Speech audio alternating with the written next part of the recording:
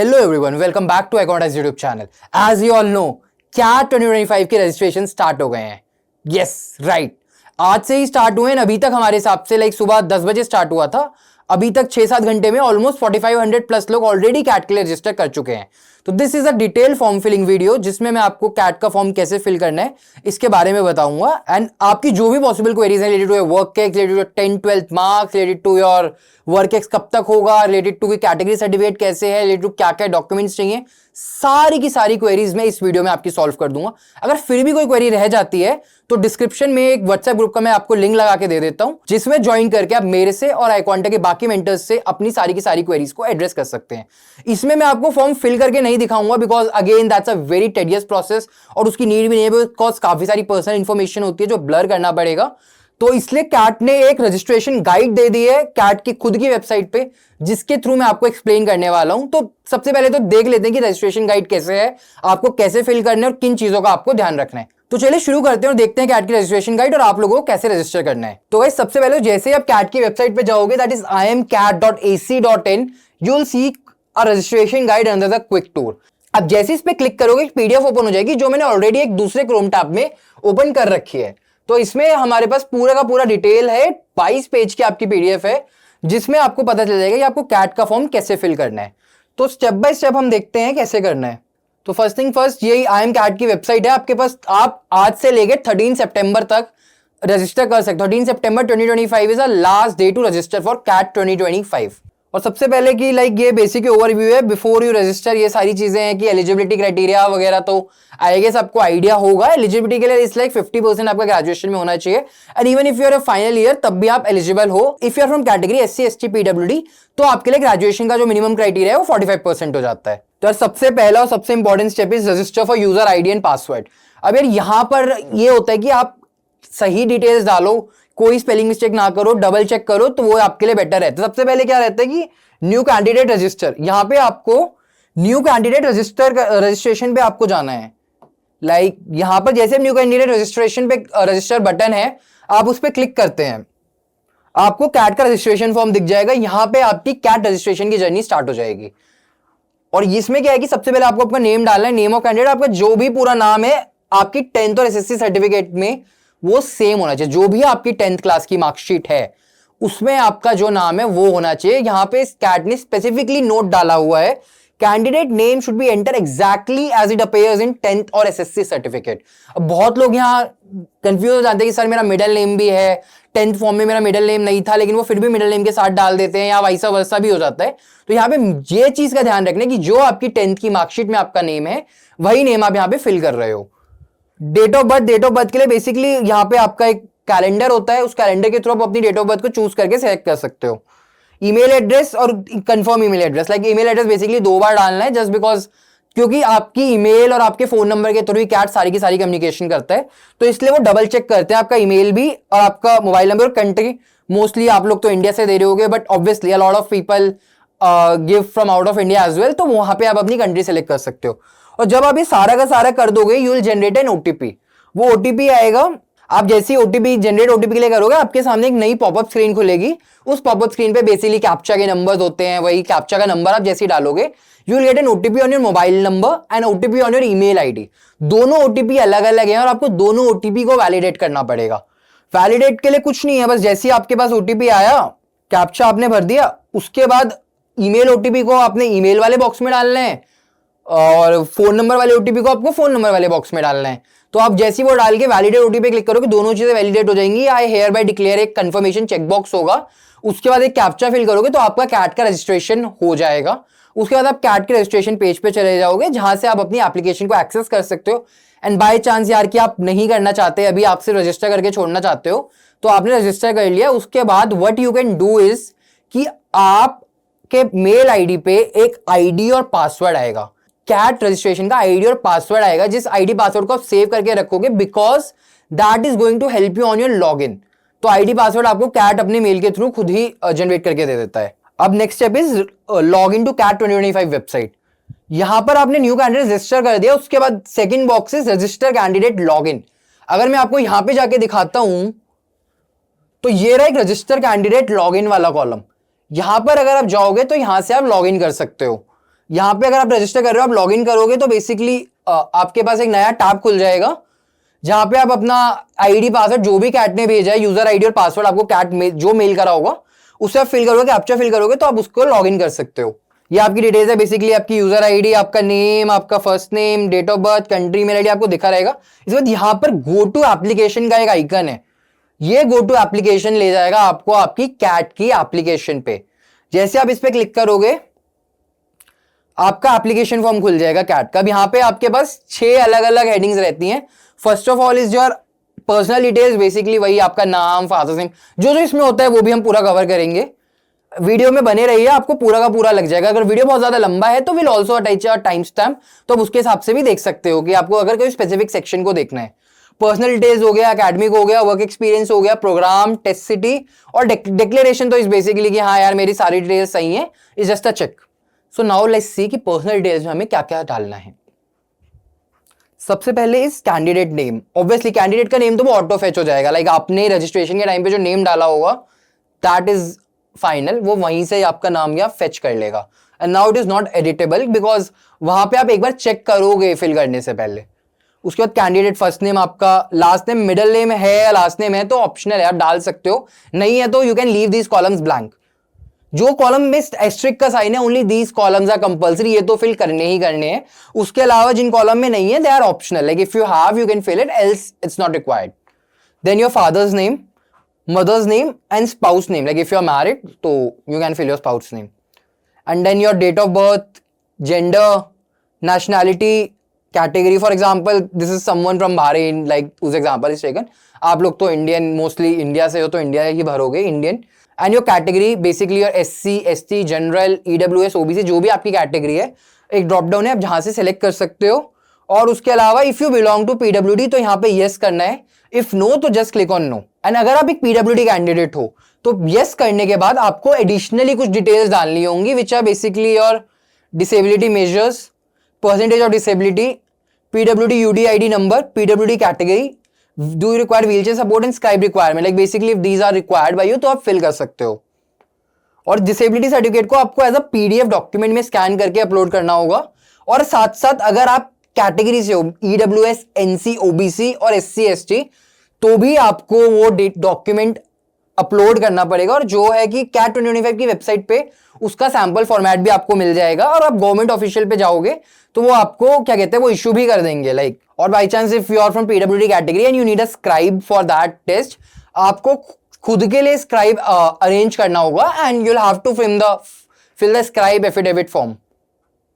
और basically your address की आपका कम्युनिकेशन एड्रेस, लाइक बेसिकली काफी लोग होते हैं कि टेम्परेली कभी किसी दूसरे एड्रेस पे रह रहे होते हैं या फिर कभी क्या कहते हैं कि कहीं और रह रहे हो, तो आपको दोनों एड्रेस फिल करना है। अगर परमानेंट एड्रेस और कम्युनिकेशन एड्रेस सेम है फिर तो कोई दिक्कत ही नहीं है, फिर तो आपको एक ही जगह डालना है। Emergency contact details basically like आप अपने फादर का डाल सकते हो, मदर का डाल सकते हो, एल्डर ब्रदर है, कोई गार्डियन है, किसी का डाल सकते हो जस्ट इन केस कुछ इमरजेंसी होती है तो that person is going to be reached out. अब यार बहुत लोगों को, सबसे ज्यादा लोगों का ये आता है कि भैया कैट में क्या क्या डॉक्यूमेंट अपलोड करने हैं। I think every second query that I get is कि कौन कौन से डॉक्यूमेंट हमें अपलोड करने चाहिए। तो यार सबसे पहले तो आपके एक passport size photograph and signature होनी चाहिए, उसकी डायमेंशंस वगैरह गिवन है कि file size should not be more than 80 KB और क्या कहते हैं सेम फोटो होनी चाहिए, 6 मंथ से पुरानी नहीं होनी चाहिए, फोटो आपकी वाइट बैकग्राउंड में होनी चाहिए। तो ये सारी की सारी बेसिक चीजें हैं। उसके बाद आपका कैटेगरी सर्टिफिकेट और PWD सर्टिफिकेट अगर एप्लीकेबल है तो, if you are from general category and you are not a PWD candidate तो आपको कोई भी सर्टिफिकेट कैटेगरी सर्टिफिकेट फिल नहीं करना है, बस आपको आपकी फोटोग्राफ और आपको आपका सिग्नेचर अपलोड करना होगा। और यहाँ पे यार इन्फॉर्मेशन आइकन पे क्लिक करके भी आप देख सकते हो कि क्या क्या उनकी स्पेसिफिकेशंस हैं किसी भी डॉक्यूमेंट को अपलोड करने के लिए। अब आ जाता है यार, यहाँ तक था पर्सनल डिटेल्स वाला। आई होप पर्सनल डिटेल्स का आपको क्लियर हो गया होगा। अगर अभी भी कोई कंफ्यूजन है तो do join the WhatsApp group, link is in the description, जहां पे आप मेरे से और अकाउंट के बाकी मेंटर से अपनी सारी की सारी क्वेरीज पूछ सकते हो। उसके बाद आता है एकेडमिक्स। इसमें भी काफी लोगों को कंफ्यूजन होता है कि भैया एकेडमिक में CGPA डालना है, CGPA है तो परसेंटेज में कन्वर्ट कैसे करना है, फाइनल ईयर में हूं तो क्या मेरे को मार्क्स डालना है, डिग्री मार्क्सशीट नहीं है, फाइनल सेमेस्टर किस सेमेस्टर तक का डालना है, टॉप 5 सब्जेक्ट्स डालने हैं, सारे सब्जेक्ट्स का डालना है। तो मैं सारा का सारा आपको बता देता हूँ कि कैसे इसमें डालना है। सबसे पहला जाता है आपका 10th 12th बैचलर डिग्री। तो बेसिकली ये 3 चीजों सबके पास होती है, अगर बाकी चीजों का भी मैं बताऊंगा, बट दिस इज बेसिकली जो सबके पास, मतलब 10th 12th और बैचलर्स तो इट्स मोर और लेस सबके पास मानी जाती है कि होती है, unless and until you are done a professional degree. अब यार इसमें ना सबसे पहला कंफ्यूजन आता है कि 10th और 12th के जब आप मार्क्स एंटर करते हो तो क्या मुझे सिर्फ 5 सब्जेक्ट्स के डालने हैं, क्या मुझे सिर्फ बेस्ट 4 के डालने हैं, क्या मुझे सिर्फ बेस्ट 5 के डालने हैं? तो जी नहीं, अगर आपकी मार्कशीट में 10 सब्जेक्ट्स हैं तो आपको उन 10 के मार्क्स डालने हैं, नो मैटर आपका बोर्ड उसको परसेंटेज में कैलकुलेट करता है या नहीं करता। अगर आपके पास 6 सब्जेक्ट्स थे और आपने 5 सब्जेक्ट्स में अच्छा स्कोर किया, ऑब्वियसली लाइक सीबीएसई बोर्ड, अगर मैं सीबीएसई बोर्ड से था तो मुझे उसका मैं आपको बता देता हूं कि सीबीएसई बोर्ड में 5 subjects are the main subjects, काफी लोग एडिशनल सब्जेक्ट्स लेते थे। तो 5 सब्जेक्ट्स में अगर आपका, ताकि बेस्ट 5 कंसिडर हो, तो अगर आप 5 सब्जेक्ट्स में आपका अच्छा परसेंटेज है तो काफी लोग वही परसेंटेज डाल देंगे। लेकिन आपके 6 सब्जेक्ट में नो मैटर अगर कम भी है, आपको उसका भी ऐड करना है। फॉर एग्जाम्पल, अगर मेरा 5 सब्जेक्ट्स में 95 है और मेरा 6th में 70 है मान लो, तो मैं 475 plus 95 475 plus 70 545 out of 600 enter करूंगा rather than 95%, which is almost मेरा 90.83% हो जाता है। तो मेरे को वो एंटर करूंगा और मेरी परसेंटेज में 95 नहीं 90.83 होगा। सिमिलरली फॉर 12th, तो आपके जितने भी मार्कशीट में सब्जेक्ट्स हैं मुझे उन सब का ऐड करना है। तो ये आप 10th 12th की डिटेल्स के लिए आपको यही करना है कि आपका बोर्ड कौन सा था, आपकी किस ईयर में कंप्लीट हुई है, मंथ और ईयर किस में आपकी 10th कंप्लीट हुई है, मैक्सिमम मार्क्स कितने थे। जैसे इसके 10 सब्जेक्ट होंगे तो इन्होंने 1000 मार्क्स हो गए और टोटल उनका 900 आया तो 90% हो गया। नो मैटर अगर इनका बोर्ड 10 भी कंसिडर करता है, लेकिन कैट में अगर आपकी मार्कशीट में 10 है तो 10 के 10 कंसिडर होंगे। टॉकिंग अबाउट 12th में भी अब बहुत लोगों को एक कंफ्यूजन होता है कि अगर भैया कोविड में 12th था तो क्या करना चाहिए। तो उसके लिए भी इन्होंने ऑप्शन दे रखा है कि अगर रिजल्ट नहीं आया है तो यू कैन जस्ट राइट की प्रमोशन और पास विदाउट मार्क्स, ये आपका रहेगा। लेकिन it is only valid for 2020 और 2021 कैंडिडेट्स जिन्होंने अपनी 12th 2020 या 2021 में की थी। अब 12th में भी वही है आपकी, आपका 12th है या डिप्लोमा है। हाँ, अगर बहुत लोग होते हैं जो 12th नहीं करते, डिप्लोमा करते हैं, तो diploma is also equivalent to 12th for CAT. ठीक है, अब बोर्ड किस साल कंप्लीट हुआ, किस डिसिप्लिन में किया, arts commerce science other discipline, जैसा इसने रैंडम लिखा हुआ है बट मोस्टली तो लोगों का साइंस कॉमर्स आर्ट्स ही होता है। मैक्सिमम मार्क्स कितना है, टोटल मार्क्स आपका कितना है और परसेंटेज कितना है। और इसमें भी वही है कि आपको सारे सब्जेक्ट्स इंक्लूड करने हैं, बेस्ट 4 या बेस्ट 5 नहीं करना है। और फर्स्ट बैचलर डिग्री बेसिकली तो ज्यादातर लोग एक ही करते हैं, लेकिन there might be some people जिनकी एक से ज्यादा बैचलर डिग्री है, तो उनके लिए ये है कि अगर आपकी एक से ज्यादा है तो आप फिल कर सकते हो, मगर फर्स्ट तो सबको करनी है अनलेस एंड अनटिल लाइक कि क्या कहते हैं आपने प्रोफेशनल डिग्री करा हुआ है। Now talking about the bachelors degree, first bachelor degree तो जनरली सब लोग एक बैचलर डिग्री तो करते ही हैं, बट देयर आर पीपल जो मल्टीपल बैचलर डिग्री, और आई कैन अज्यूम कि काफी लोग जो वीडियो देख रहे हैं उन लोगों के पास भी मल्टीपल बैचलर्स डिग्री हो सकती है। तो फर्स्ट तो सबको एंटर करनी है, अगर आपके पास मल्टीपल है तो आप मल्टीपल कर सकते हो। तो यार इसके लिए आपका ये रहता है कि अब ऑब्वियसली यार इसमें सबसे पहला कंफ्यूजन आता है, भैया मैं तो फाइनल ईयर में हूँ, मुझे क्या करना चाहिए। तो फाइनल ईयर में हो तो सबसे पहला क्वेश्चन यही है, are you in the final year of bachelor degree? Yes, आपको ये करना है। उसके बाद वही है, अगर आप नहीं हो तो have you completed bachelor degree, करा हुआ है तो ठीक है, नहीं तो नहीं। टोटल ड्यूरेशन ऑफ डिग्री 3 साल की डिग्री है, 4 साल की डिग्री है, 5 साल की डिग्री है। कौन से सेमेस्टर आपका करंटली चल रहा है, किस यूनिवर्सिटी में हो, फॉरेन यूनिवर्सिटी है, इंडियन यूनिवर्सिटी है, प्राइवेट है, स्टेट है, नेशनल है, क्या किस स्टेट में है यूनिवर्सिटी में। अब ऑब्वियसली यार एक यूनिवर्सिटी से काफी सारे इंस्टीट्यूट्स एफिलिएटेड होते हैं, तो आप किस इंस्टीट्यूट के हो, आपके कॉलेज का नाम क्या था और आपकी डिग्री कौन सी है। ठीक है, और इसमें यह भी है कि अगर आपकी डिग्री वोकेशनल है, बीएससी ऑनर्स हो गया, बीकॉम ऑनर्स हो गया, बीबीए ऑनर्स हो गया, तो just choose corresponding degree from the drop down list. Example, अगर बीएससी ऑनर्स है तो जस्ट चूज बीएससी ऑनर्स नहीं मिलेगा तो बीएससी चूज कर लेना। Similarly for BCom honours and BA honours. अब उसके बाद आपका ग्रेजुएशन का स्ट्रीम क्या है, इंजीनियरिंग है जैसे इस बंदे का, किस मंथ में कंप्लीट हुआ, किस मंथ में खत्म हुआ, और अगर आप फाइनल ईयर में हो तो कब तक खत्म हो जाएगा। ठीक है, प्रोबेबल मंथ या जिस साल हुआ है, अगर हो गया है तो एग्रीगेट परसेंटेज कितना है, वहां भी यूनिवर्सिटीज का सेपरेट क्राइटेरिया रहता है।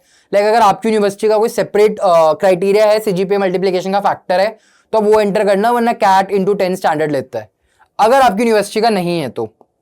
अब वही सिमिलरली अगर आपने एक से ज्यादा बैचलर्स करी हुई है, for example BBA plus BSc करा हुआ है, बीटेक प्लस बीकॉम करा हुआ है, या कुछ भी 2 डिग्री करी हुई है, तो आप सेकंड बैचलर डिग्री की भी डिटेल्स डाल सकते हैं। सारा प्रोसेस सेम ही रहेगा as your first bachelor degree. कोई कंफ्यूजन है तो you can ask me in the group. Same master degree, काफी लोग होते हैं जो मास्टर्स डिग्री करते हैं, तो वही सेम मास्टर डिग्रीज की आप अपनी डिटेल डाल सकते हो कि मास्टर डिग्री डिटेल एंटर करनी है या नहीं करनी, नहीं करी तो obviously you won't do that, but अगर है तो यस, कंप्लीशन स्टेटस की इन प्रोग्रेस है, कंप्लीटेड है, कितने साल की है, क्या यूनिवर्सिटी, वही सेम चीज जो ऊपर था, एंड उसके अलावा कि वही मार्क्स वगैरह सारा सेम रहेगा। एंड प्रोफेशनल डिग्री, अब अगर आपके पास FIAI, CA, ICWA, CMA, CS ये सारी डिग्रीज हैं तो these are the professional degrees जिसकी भी आप डिटेल डाल सकते हो।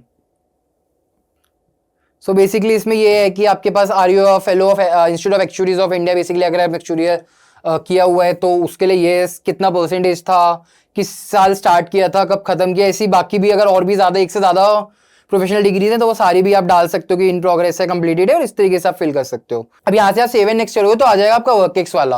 अब वर्कएक्स में भी बहुत लोगों को बहुत सारी क्वेरीज होती हैं कि भैया वर्कएक्स कब तक डालना है, कैट कब तक का वर्कएक्स लेता है, कितना वर्कएक्स डालना है, इंटर्नशिप वर्कएक्स की तरह काउंट होगी या नहीं होगी, क्या मैंने ग्रेजुएशन से पहले काम करा है वो वर्कएक्स की तरह होगा या नहीं होगा। तो let's clear all the doubts.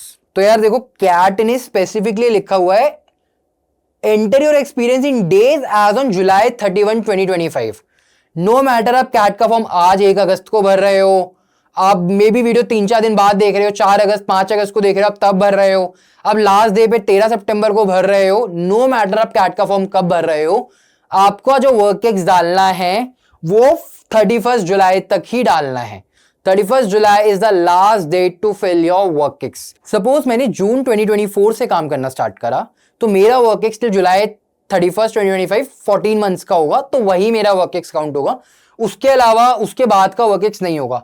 Only full time work ex after graduation must be entered. तो आपका अगर उससे पहले का वर्कएक्स है, आपने ग्रेजुएशन करते हुए वर्कएक्स किया, 12th के बाद वर्कएक्स किया, वो सारा वर्कएक्स कंसिडर नहीं होगा। इट जस्ट आपको वर्कएक्स के पॉइंट्स नहीं मिलेंगे, it's not a waste.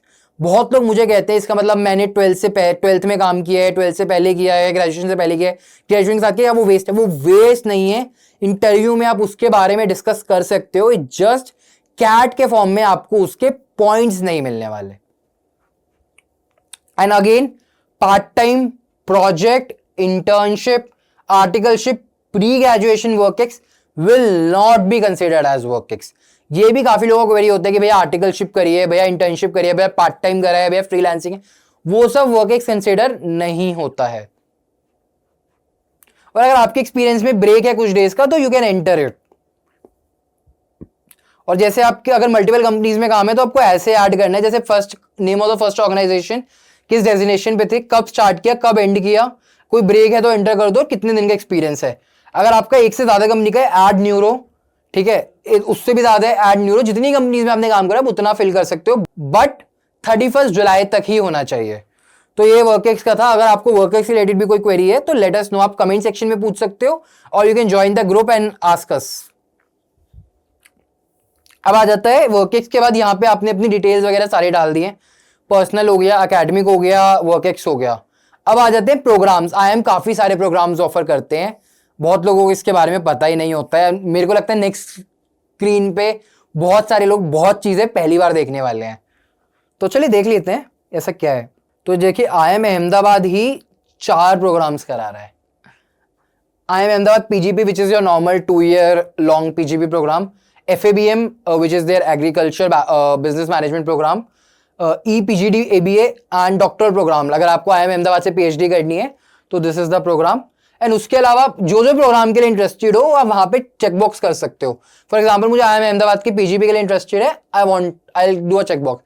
I am interested IIM Ahmedabad PGP FABM में, यहाँ पे भी चेकबॉक्स कर दूंगा। उसके बाद हर प्रोग्राम के अगेंस्ट में कौन सी सिटी में इंटरव्यू देना चाहता हूँ, तो आपको 2 प्रेफरेंस मिलती है। जनरली मेट्रोपॉलिटन सिटीज होती हैं, जिस कॉलेज एंड जिस सिटी में कैंपस होता है वहां का भी ऑप्शन रहता है। तो जनरली दिल्ली, मुंबई, बैंगलोर, कोलकाता, हैदराबाद, एंड जिस सिटी में वो पर्टिकुलर कॉलेजेस है, अहमदाबाद है तो अहमदाबाद, इन कॉलेजेस, इन सिटीज में ही आपका मेनली कैट का इंटरव्यू होता है। And interview obviously takes place after your CAT result and you get a call, उसके बाद ही होता है। आप जिस जिस प्रोग्राम के लिए टिक करते हो, आप उस प्रोग्राम में इंटरेस्टेड हो, अगर आप एलिजिबल हो तो आपको उसी प्रोग्राम के लिए कॉल आएगा। अब ये भी आपको बहुत ध्यान से देखना है। मे बी आपको अभी लगे कि नहीं मुझे तो सिर्फ MBA करना है, बाद में आपका मन कर जाए मुझे PhD भी करना है, उसके बाद आप फॉर्म में अगर आपने फिल कर दिया उसके बाद आपको PhD के लिए कॉल नहीं आएगी अगर आपने यहां फिल नहीं करा। अब आपने सारे, इसमें सारे नहीं दे रखे, बट सारे IIMs का 21 IIMs है, सारे IIMs के सारे प्रोग्राम्स का आपका रहता है। यहाँ आप सिलेक्ट करके इंटरव्यू सिटी, ये थोड़ा हेक्टिक प्रोसेस है बट करोगे, टिक करके दोनों सिटी सिलेक्ट करके सेव एंड नेक्स्ट कर दोगे तो उसके बाद आ जाएगा आपको टेस्ट सिटी। अब आपको टेस्ट सिटी की प्रेफरेंस सिलेक्ट करनी है। आपके पास 5 ऑप्शन रहते हैं, फर्स्ट टू 5 प्रेफरेंस। फर्स्ट तो जनरली सब अपनी होम सिटी डालते हैं, सेकंड थर्ड उसके नियर बाय। तो आप जिन भी 5 सिटीज में से जाना चाहते हो उसको डाल देना। For example the person he might be from Maharashtra, that I'm assuming. His first preference is Palghar, then Navi Mumbai, then Aurangabad, then he has also filled in Gujarat and Kolhapur. So basically आपके भी near by जो भी 4-5 city सबसे ज्यादा होंगी आप वो fill करके डाल सकते हो। मोस्ट ऑफ द केसेस में जो आपको टेस्ट सेंटर मिलेगा वो इन्हीं 5 में से एक सिटी में होगा। बहुत rare to the rare case होता है कि आपको इन 5 की जगह कोई दूसरा प्रेफरेंस मिल जाए, लेकिन आपको जो मिलेगा वो आपके लोकेशन से नियरेस्ट सिटी ही होगा, अपार्ट फ्रॉम दीज 5 अगर आपको इनके अलावा कोई मिलता है तो। ये सब सिलेक्ट करने के बाद सेव एंड नेक्स्ट, फिर डिक्लेरेशन आता है। ठीक है, आप सारा चेक कर सकते हो एक बार। एंड यार देखो, मैं आप सबको ना एक चीज बताता हूँ, जितनी भी आप डिटेल्स डालोगे ना बहुत ध्यान से डालना, बिकॉज एक एक पॉइंट, एक एक चीज आपको ढंग से डालनी है। परसेंटेज काफी लोग गलत डाल देते हैं, काफी लोग नेम गलत डाल देते हैं, कभी कभी स्पेलिंग मिस्टेक हो जाती है, तो वो सारी चीजें ध्यान रखना कि you are not missing out on anything. And उसके अलावा लाइक डिक्लेरेशन में आपको, अगर if you are from general EWS और ओबीसी कैंडिडेट तो आपके लिए फॉर्म 2600 का है। If you are from general EWS और ओबीसी कैंडिडेट आपके लिए फॉर्म 2600 का है। And if you are SC ST और पीडब्ल्यूडी तो the form is going to be from 1300। तो अब यहाँ पे जाओगे, आप पेमेंट कर दोगे, कैसे भी करना चाहते हो, बिल डेस्क और पे यू जैसे भी। उसके बाद कैप्चा आएगा, फिल कर दोगे, आपका कैट का रजिस्ट्रेशन कंप्लीट हो जाएगा। और जैसे आपका पेमेंट हो जाएगा आपके पास एप्लीकेशन कंफर्मेशन का ईमेल आ जाएगा कि yes congratulations you have registered for CAT exam. और एप्लीकेशन की समरी का आप डाउनलोड कर सकते हो पीडीएफ।